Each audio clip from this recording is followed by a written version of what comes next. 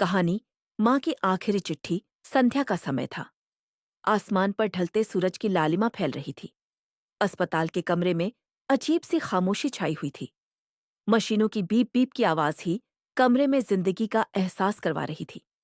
कमरे के बीचों बीच एक बुजुर्ग औरत, सविता देवी, ऑक्सीजन मास्क लगाए लेटी थी। उनके चेहरे पर उम्र की गहरी लकीरें थीं, मगर आंखों में अब भी अपनों के लिए वही पुराना ममत्व चमक रहा था। बिस्तर के पास उनका बेटा आरव कुर्सी पर बैठा था। वह सिर झुकाए माँ का हाथ पकड़े चुपचाप आंसू बहा रहा था। कई सालों बाद वह माँ के इतने करीब बैठा था। आरव शहर का बड़ा व्यापारी बन चुका था।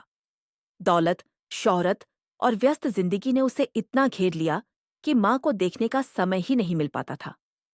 गांव छोड़ते समय उसने माँ से वादा किया था कि जल्दी ही उन्हें अपने साथ शहर ले जाएगा।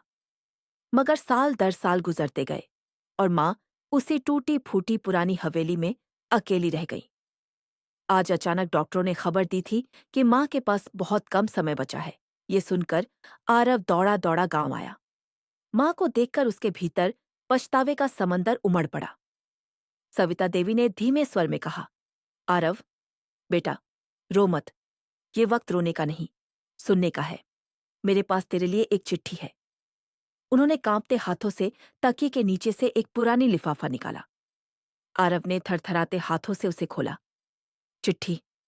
मेरे प्यारे बेटे आरव, जब तू छोटा था, तेरे हर रोने की आवाज मैं दौड़कर सुन लेती थी। तेरे हर हंसी की खनक से मेरा मन खिल उठता था। तेरी भूख प्यास से लेकर तेरे कपड़े और तेरे खिलौने तक, हर चीज मैंने अपने हाथों से संभाली।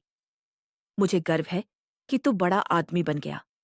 मगर बेटा, तू इतना बड़ा हो गया कि तेरी माँ ही छोटी रह गई। कभी सोचा है मैंने अपने हिस्से की कितनी खुशियां कुर्बान की? तेरी पढ़ाई के लिए अपने गहने बेचे, तेरे सपनों के लिए अपनी नींदें छोड़ी, और आज मैं अकेली रह गई हूं। बेटा, मैंने तुझे कभी दोष नहीं दिया। मुझे मालूम है जिंदगी की दौड़ बहुत लंबी और कठिन होती है। लेकिन बेटा, थोड़ा वक्त अपनी माँ के लिए भी निकाल लेता तो शायद मुझे आज ये चिट्ठी लिखने की जरूरत न पड़ती। जब तू शहर में बड़ा मकान बना रहा था, मैं यहाँ टूटी छत के नीचे बारिश में भीग रही थी। जब तू विदेश यात्राओं में घूम रहा था, मैं मैं तेरी पुरानी तस्वीरें देख देख कर जी रही थी। आरव, ये शिकायत नहीं है। ये तो सिर्फ एक माँ का दर्द है, जिसे वो अपने बच्चे से छिपा भी नहीं सकती। अगर तू ये चिट्ठी पढ़ रहा है, तो शायद मैं इस दुनिया में नहीं हूं। मगर बेटा, मैं चाहती हूं कि तू एक वादा कर। अपनी अगली जिंदगी में कभी भी अपनी माँ को अकेला मत छोड़ना। तेरी माँ सविता। चिट्ठी पढ़ते पढ़ते आरव का गला भर आया। आंसुओं ने उसके हाथ भीग दिए। उसने माँ का हाथ कस कर पकड़ा और रोते हुए बोला, माँ, माफ कर दो। मुझे मेरी गलती का एहसास बहुत देर से हुआ। मैं आपको अकेला छोड़ गया, लेकिन अब नहीं। माँ, आप ठीक हो जाइए। मैं सब छोड़कर आपके साथ रहूंगा। सविता देवी ने कमजोर मुस्कान दी। उनकी आंखों में संतोष की झलक थी।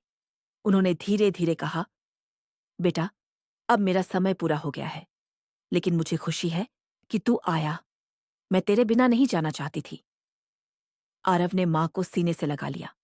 उसके आंसू माँ के चेहरे पर गिरते रहे। उसी पल मशीन की बीप बीप की आवाज धीरे धीरे रुक गई। माँ की सांसें थम गईं। आरव चीख उठा, माँ! लेकिन अब बहुत देर हो चुकी थी। अगले दिन जब माँ की अर्थी उठी, तो पूरा गांव रो पड़ा। आरव ने माँ की चिट्ठी सीने से लगाई और मन ही मन कसम खाई, अब किसी माँ को अकेला नहीं छोड़ूंगा। हर माँ को उसका हक मिलेगा। उस दिन से आरव गांव में ही बस गया। उसने माँ की पुरानी हवेली को नया बनवाया, अनाथ बच्चों के लिए स्कूल खोला और हर बुजुर्ग के लिए आश्रय स्थान बनाया।